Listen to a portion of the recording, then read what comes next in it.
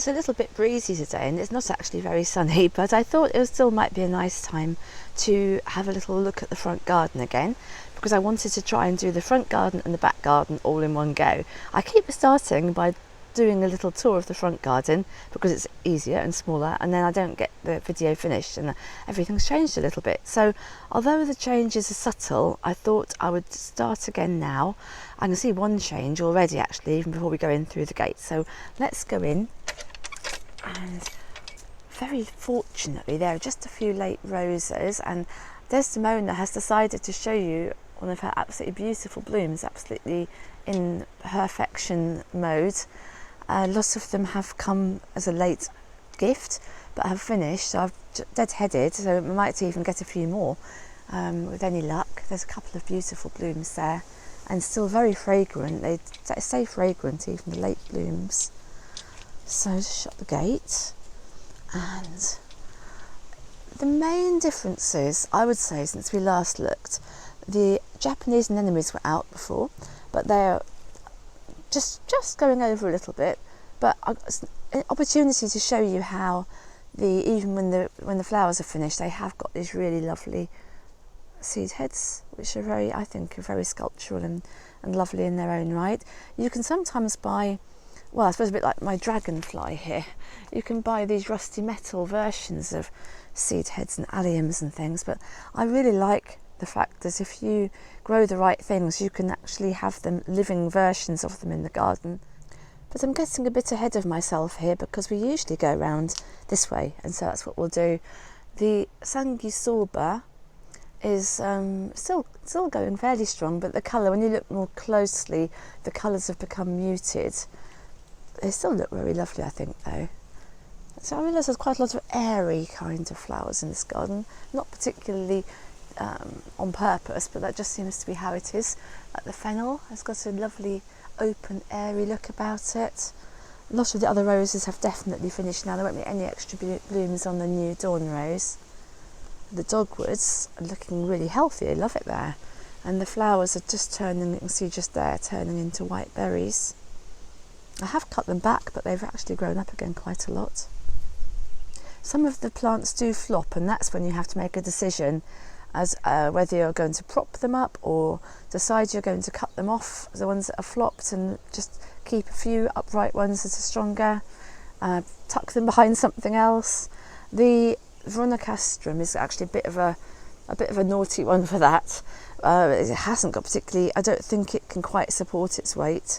So, and I haven't got another support, and I don't think just a cane is going to be a lot of help. So I'm just letting it be, and if any of them flop right over the path, I'll cut them off. But for now, it's okay just to push past. It's not as if they're spiky. And this also, the sanguisuba, is also a bit of a flopper, but I've got this support thing for it, which have been really good, the support, so definitely I think they're a good investment, even if they seem a bit pricey just for a bit of forged rusty metal. I've got 3 of them in the front garden and they just make a huge difference. I've got one here for the anemones as well, and that's actually, they were flopping over like anything before I put it there, and it's actually trained them, so they're growing up straight again. So, yeah, I definitely think they were worth having, even if your eyes open a bit wide when you've got to pay for something that just does look so simple. But sometimes just the simple thing is the thing that is exactly right for the job, and I think that's true here. And they'll also hopefully last for years and years, and just easier and more effective than getting canes and string, which is what I would have done before, and would still do again if I need to have extra. But these are really, it's just very easy. Just until recently, the Emily Bronte rose you can see against the window there had a lovely flower on, so that has some late flowers. The other roses, there's actually one right up there, Lady of the Lake. I don't even know if you can see, just really high up, and it's climbing into the crabapple tree. The wayfaring tree, which is this tree with the big leaves here, I don't know how big it will grow, but it's actually grown a lot. It's much taller than the bit of trellis that acts as a fence here, and it has really good leaves because they tend to be really healthy. You can just see the top of it there. You'll see how healthy that looks, and it also keeps quite a few of its. It's not evergreen as such, but it's one of these plants that keeps quite a lot of its leaves in the winter. I suppose you'd call it, I don't know, semi-deciduous or semi-evergreen. Let's have a look at the pond. I only saw a frog once, but it was very exciting to have seen the frog even once, sitting on the stone here, and then hopped in. But there is not one there at the moment. But I have seen some really young, well, I say really young, but really tiny, a couple of really tiny frogs, and a couple of, or at least one, I think, very tiny toad. And because there's no one else around here, as far as I'm aware, with a pond, I am pretty certain that they must have been born here, which I can't tell you how pleasing that is, but I can't think of any other solution. I think they were too tiny to have hopped down the road from goodness knows where. It's much more likely, having the 3 tiny ponds, tiny as they are, that they were hatched in one of them, even if I didn't ever actually see the frog spawn this year. I put some in last year. I can smell the water mint, having just disturbed it. That's mint. What will happen later on, a bit later on, it's all starting to flop a bit, and so that's why you can see the water now. So a little later on I'll cut back and perhaps pull out some of the roots from some of the over exuberant plants. Well, they're not over exuberant, but the pond is very small for them, so you have to manage it, or else it just doesn't work really with the tiny spaces. But it can work. It can work. It's surprising how it does work, as long as you do that, as long as you've got some weed that floats, some more floating water weed that keeps the water clean, which I threw a bunch in ages ago now, and the water is really clean and clear, it doesn't smell or anything. So that really does, again, that's something that really works as well. And for those who are a bit newer to the channel, that the pond itself is made, and I've got another one in the back garden, is made from the old wash house copper that they would have boiled the clothes up in, with a fire underneath, in the old wash house which used to stand in the yard, and unfortunately had to be demolished because the roof had been pushed in by a huge wisteria when I came here. And in fact the caravan that I was living in for 18 months, it made a base where the caravan could stand once it had been demolished, so it wasn't all bad. And also I was able to rescue from the builder skip the copper, and that's lovely to give us another life like that. Really lovely to be able to do that. Otherwise it would just have been ditched if I hadn't stepped in. Now what we're looking at here is a helenium, and that they haven't been very good this year. Well, not I say good, there haven't been very many of them this year compared to last year. Don't know why, because they seem fairly happy here. There's another little flower to come there. That's not very focused. There. And the ones that have finished, again, they have rather lovely, I think, seed heads. These old petals will fall off, and they'll just be left with the darker colour, almost black, drumsticks over the winter. The more recent little plants I put in, well, I say they're not quite so little now, because I felt it was a bit too green and not enough colour at this time of year. I like to have some colour all through the year that fits in with the colour scheme, being a bit fussy. But this is a reaching across, that's a masterwort or a strantia, and that the native plant is more green than that, but you can get them. It's got some greeniness in it, which I always like in a flower, but it's a darkish maroonish variety. They've been bred to vary in colour like that, and it does, I think it fits in really nicely. And this is a Michaelmas daisy, which you'd expect to be blooming around Michaelmas, and Michaelmas is in a few days, or Michaelmas as we have it now, new Michaelmas. I probably will talk in a little while about old Michaelmas, which would be 13 days after today's Michaelmas, and see what's happening then. In fact, I probably will do another video for that. That'll be just about the right timing, I think. But for now, suffice to say, some of the flowers are finished. I should just nip off those dead heads, but you can see how what a lovely plant it is, and what lovely colour that pale mauve is. Well, I think it is, and it's a variety called monk, which I don't know whether that means monk or whether it means monk the artist, but either way, quite like the idea either way. My one white Japanese anemone, which is so beautiful. There's only just had one plant of that. Again, it's not focusing. If I put my hand there, that'll help. Yes, it helps. No, it doesn't. Put my hand back and it focuses again. Yeah, it's such a lovely flower. I don't think they're particularly scented. I do like to have scented plants, but they kind of make up for that, for being around now when so little else is. And that's the other. That's been flowering for longer because it was already in the ground, that Michaelmas daisy. It's a slightly different one, very similar colour, but the flowers are smaller and kind of more delicate, really. Can't remember what that one was called because I've had it for a few years. And just coming round towards the gate before we go and visit the garden guardian and frog. So I would say this is probably the biggest change since the last video I made, and that is that the ice plant, which has been in bud for so long, and I've been saying it'll come out pink, and it's right at the end of the season. It doesn't come out till September and flowers until, I guess, the frosts get it, really. Not that they get the leaves, because the leaves are amazing. The leaves are really thick. They're incredibly thick. They're like pancakes, and they're glaucous, is that the right word? Meaning that they are really tough. And I guess it's called an ice plant. Maybe, I don't know why really. The colour of the leaves tends to be quite silvery. This might look quite green in the camera, but compared to other leaf colours, it's got that silvery hue. And it might be, I suppose, because it keeps flowering until the ice. I don't know. Or even maybe the species of it, and I'm making this up, I don't really know. Maybe that's white or ice coloured, and they've bred pink ones. There are just a few flowers on this really dark hardy geranium as well. Can you see just at the back there? They are prized for being one of the darkest ones. It looks purple. It is purple, but it's quite close to being black. I think it's the kind which is called Morning Widow, although they've got different names as well. But that's the kind of common name for that type of geranium. Before we go and go and say hello to our friends by the door, I'll just show you how lovely the hazel tree looks. Well, there are two. There's one over the other side near the pond as well, but this one has grown bigger.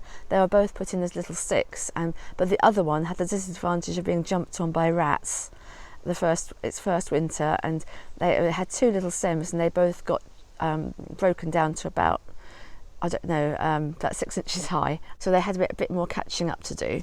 But since I haven't had the bird table in the front here, it is really sad because it was so lovely to have, but the rats just got a bit too much. They got a bit too cheeky, swinging off it brazenly and bringing about 4 babies up and letting them all jump around on the bird table as well. So as soon as I moved it, then the rats went as well. So I'm afraid that's how it's had to be. Because of the holly hedge, I sometimes find a skeletonized holly leaf like this. I just think they're incredibly beautiful and magical looking, but obviously so delicate. You can see how it's just starting to disintegrate there at that end. But they're just really, really, really special. All the different angles. Here's the garden guardian, the sprite's child, sitting thoughtful in his habitual place, looking very much the same as ever. Not even all that green, a little bit green perhaps. And then the frog, who has definitely got his green hue as always.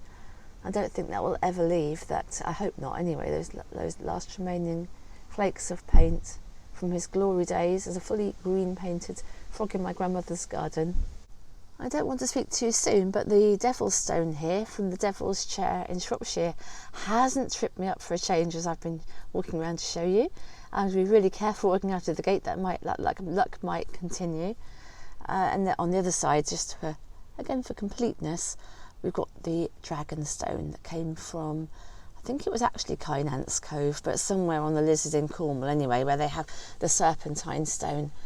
And I call that one the Dragonstone because of the serpent imagery, and it just, when it's wet, it has that kind of dragony reddish, I don't know whether dragons are red, but this one is anyway.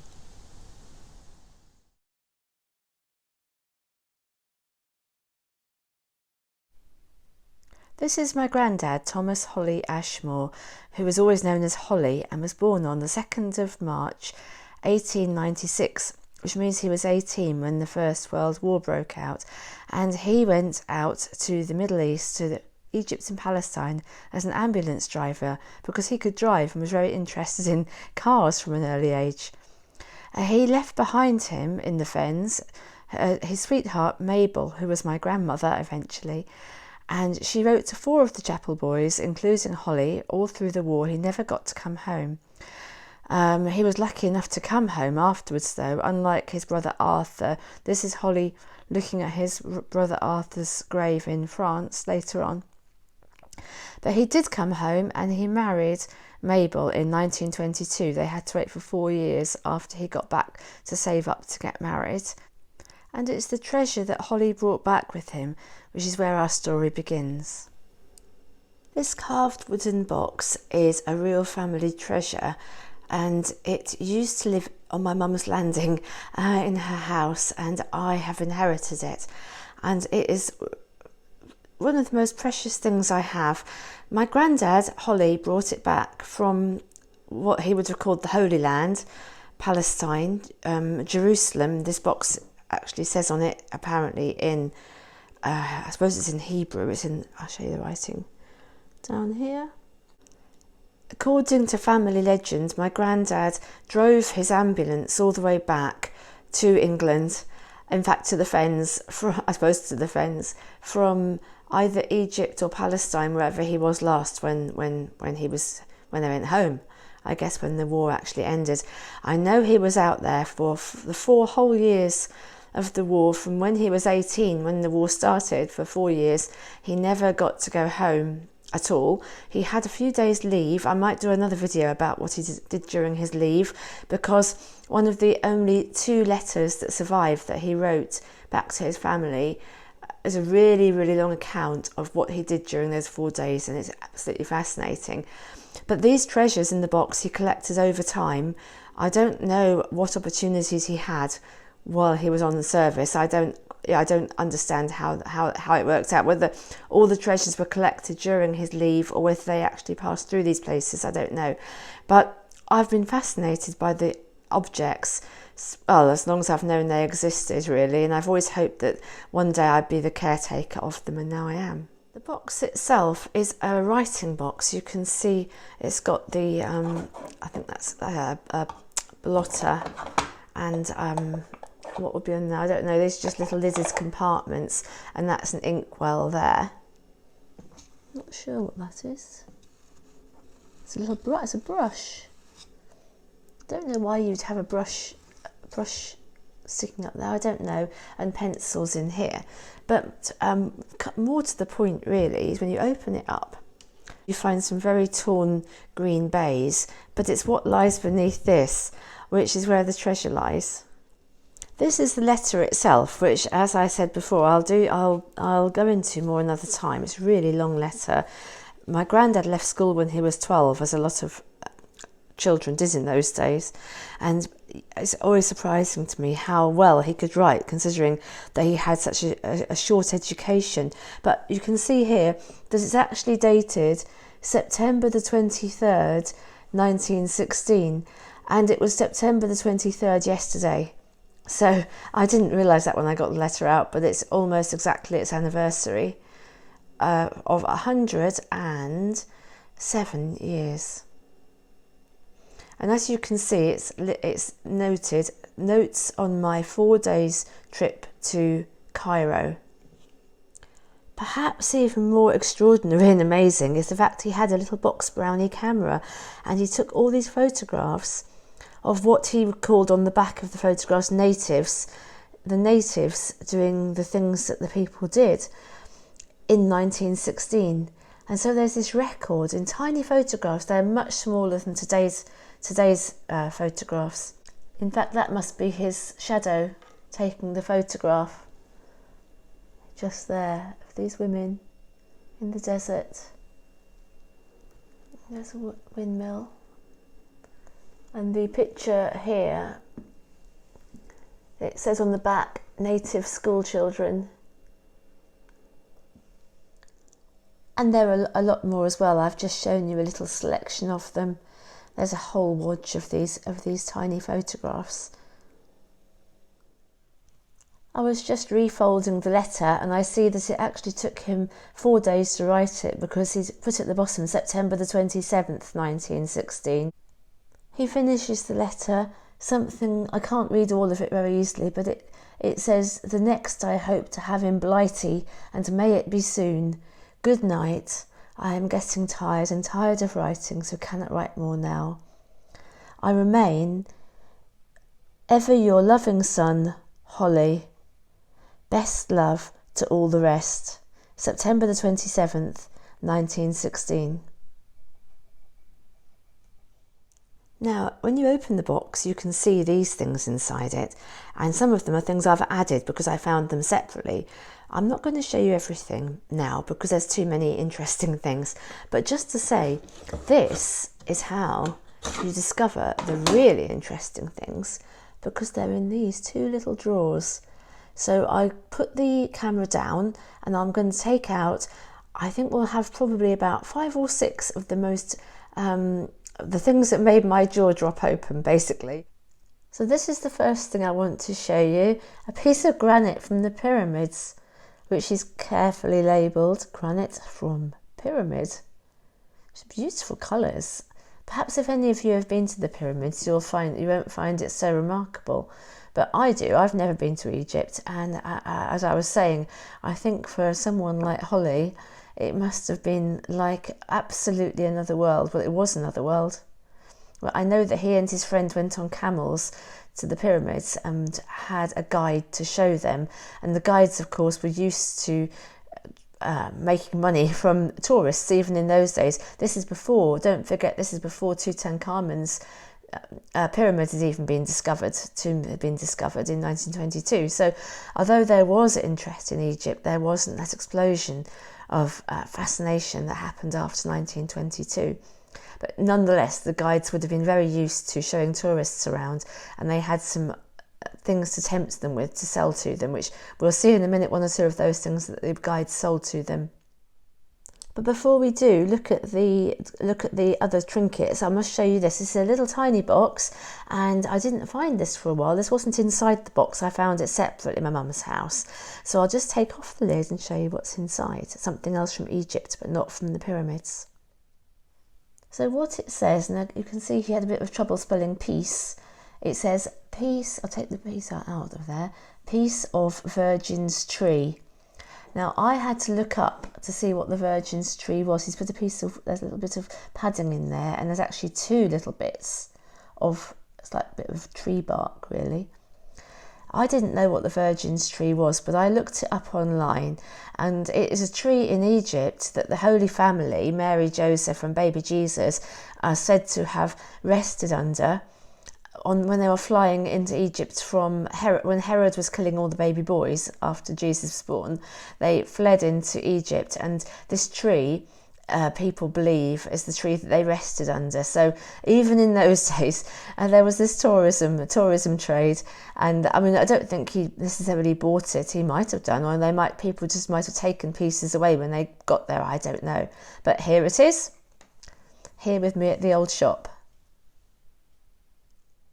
I've taken out one of the drawers, and as you can see, it is absolutely full of trinkets, and I'm going to have to find just 1 or 2 of these to show you. So very fragmentary, because they have crumbled with time, and not written in Grandad's hand, but that's my mum's writing.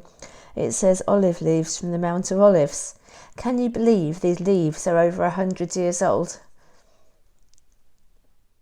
And even more, I suppose, remarkable than their age, the fact that somebody brought them back all that way to the fens in England, and that, that they still exist now. And here's a stone, and he's written on this stone, "From Dead Sea." It's proving very hard to choose just a few, but I wanted to show you this because it's amazingly detailed. It's in like enamel work. I'm going to put my fingers here to show you the scale. In other words, it's really small, and it's got a picture picked out in enamel. I don't know whether you're getting it properly in focus to really appreciate how tiny it is and the detail in it. And there's a figure here, and there's an opening, a little opening thing at the top, which I'm just going to open to show you what's inside. I've opened the catch, and what is inside is, I think, Moses in the bulrushes. And that is, it looks like a pharaoh, doesn't it, a mummy? It's so tiny, it's really hard to, well, there's my fingertips, that's how tiny it is. Really is small. Here's the second drawer. You can already see there's something interesting on that writing, I imagine. So I'm just going to pick a couple of things out of here to show you. Okay, well, I've cheated because I'm actually showing you a little collection, and they're very small. Again, I have to put my finger there to show you the size like that. They're little amulets that come out of mummy wrappings, and these are things that the guides apparently sold Holly and his friend, because I guess that when tomb robbers came and robbed the pyramids, as they did, they would have unwrapped the mummies, and they would have been scattered, the little amulets that were put between the layers for good luck in the afterlife. These are scarabs, which I know are good luck in Egyptian lore. They would have been scattered, and I guess the people who picked them up could make a profit from them. But meanwhile, again, here they are. I'm so blessed to have them. And the last relic is my favourite, I think, because look, it's a stone from the tomb of Mary Magdalene. Now, I know this is debatable because he must have got this in the Holy Land, in fact, probably in Jerusalem, and a little bit of Roman tessera, because it's a square, a little cube, which would have made up the maybe the facing of the tomb. But of course, a lot of people don't think that Mary Magdalene died anywhere in that area at all, but in the south of France. So quite controversial, but how amazing that he believed that that's what it was and wrote it down carefully and brought the stone back and kept it in his special box. So the thing I think that I find most touching is, despite the absolute horror that you can hardly imagine Holly witnessing and his comrades, and they were at places like Gallipoli, which are notorious for having been hell, basically hell, a scene of hell on earth, and yet he had this faith, and he brought back these things that were either things of beauty, like the amulet wrappings, which wouldn't have related to his own faith, or things that he would have really found incredibly meaningful as a nonconformist chapel boy, to actually have relics from the Holy Land and places like the Garden of Gethsemane, the Mount of Olives, and indeed here the tomb of Mary Magdalene. It would be something he couldn't even have dreamed about it in his fantasies. And he did come home. He was really lucky enough to get home in the end unscathed, apart from, I think, he'd had malaria, so he had always had a weakness and he had dysentery as well, so he always had slightly weak health from that. But apart from that, you know, the fact he came home to the Fens and married his sweetheart and had my mum, and who had me, and so it goes.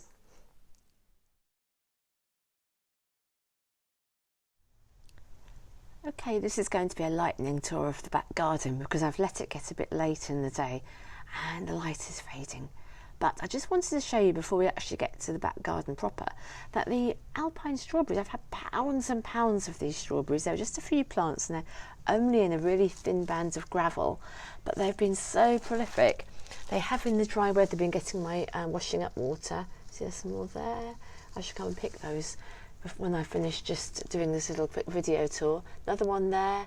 They've just been going on for months and months and months, and had I weighed them and kept a note of how many strawberries I've had over the season, I think, you know, it would be quite astounding. And considering I just sowed seeds and made little, you know, got the little plants that way from a packet of seeds, and this is the second year of them as well. They just came back up this year and off they went again. So highly recommended alpine strawberry, especially if you've got restricted space. However, I don't have restricted space, far from it, and the garden has, as ever, run away with me. I've spent a lot of time clearing and tidying in one area, which I'll show you, but it's going to be such a quick tour that I think we'll do the vegetables now before we start. So, the vegetable beds are not too bad. I have worked on them, and I have been eating dwarf French beans and kale, chard, ruby chard, and also I've had carrots, and what else have I eaten? All the potatoes that were in the bed here as well, which were really good. I think they're the main things. I'd say of everything, really the beans have been the best. They've been great. The big bean poles you can see in the distance there, they're borlotti beans, and that's a great crop. But unfortunately, in some of that, we had some really heavy rain and wind. I don't know how long ago now, a good week ago, I suppose, and it blew right over, and the roots came out. And unfortunately, the leaves haven't been the same since. I'm not sure whether the beans are continuing to develop, but I'd like the pods to dry on the plant so that I can take out the beans and keep them as dried beans to use over the winter. They're an absolutely beautiful colour, aren't they? They really do bring the whole garden to life. Another thing that's happened is just next to the compost heap here, as well as there being plenty of nettles as far as the eye can see, there's also a pumpkin plant that has just appeared from a pumpkin seed. But if I can just show you, if I can just sort of step into the compost heap, you can see that just has developed a lovely big yellow pumpkin. So I should probably cut that quite soon. I might as well. I think it looks quite a good size. In fact, I think it looks bigger than it did yesterday even. It's managed to climb right the way up the hedge, and it is a really high hedge at the moment. It's climbed right into the top. Such a happy plant, probably because its feet are in the compost. So as I say, I'm going to keep this as a lightning tour today, but you can, just a record really of how things are. Oh, did you hear the owl? Let's keep quiet, maybe it'll do it again. Yeah, I don't know whether you could hear it with the microphone, but yes, the first owl of the evening. There's lots of raspberries kind of all tucked in. I don't know if you can see a little flash of raspberry colour over there, but they are not easy to get hold of, but I have been picking them. So the raspberries, here's some more, look, along with those alpine strawberries are really what I've been picking for fruit at the moment. There are very few apples this year. It's not a very good year for the apples. Probably, well, I don't know why, I can't say probably anything, but this tree's just got one, but they're a lovely looking apple, but just one of them. I've cleared, it's coming back again now, but I collected many dustbin bagfuls of thistles and nettles and so on, and I took them to the recycling centre because they actually make compost using them, and they then sell it back at I think at quite a cheap rate to people. But the good thing is I couldn't put it all on the compost heap, and yet it's not being thrown away, it's actually being recycled and reused as compost, which I couldn't really think of a better outcome. This is the area here that I've cleared up to. You can just see the start of another pile. There's not really, I mean, it's really hard to really get a sense of what it's looking like, apart from you can see it's a real thicket. There's some beautiful orange sea buckthorn berries there. It's quite thick with berries, and you can use them, and you can make jam or jelly, I suppose it would be. I don't think there's enough of that, but I might look into making a tincture. I'm not sure.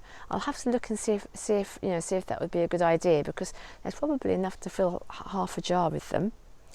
And they are so lovely, don't they look beautiful? The colours, again, the silvery foliage and the orange berries, like nothing else in the garden. There's just a few apples on this tree as well, but probably more than any other tree, and they're really nice size. This is called Adam's pearmain. The tree itself is bent right over, but not much I can do about it at this point. I think the apples themselves are weighing it down. I'll have a look at it once the leaves come off the trees and see what to do.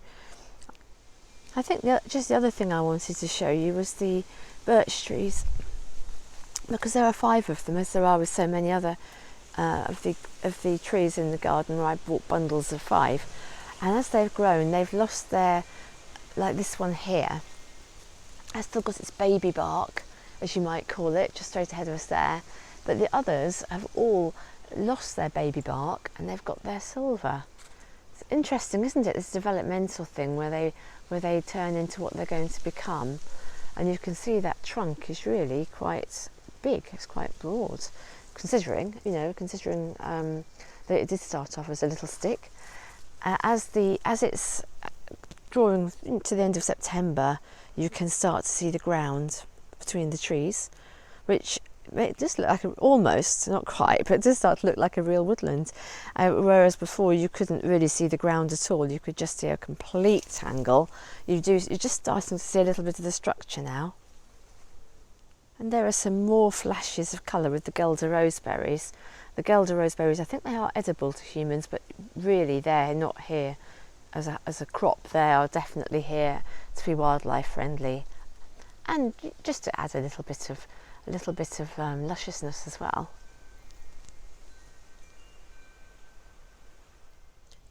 And talking of lusciousness, this beautiful nasturtium which has sown itself here. So I know this has been a bit of a lightning tour this time, but I think really we've covered the main points of the garden at the moment, and it's just winding itself down really for the end of the season. It's a bit chilly as well, which it hasn't been chilly in the evenings. I think there's another sign that the nights are drawing in. It's going to be sunset very soon. I imagine by next time I show you it will be looking quite different again.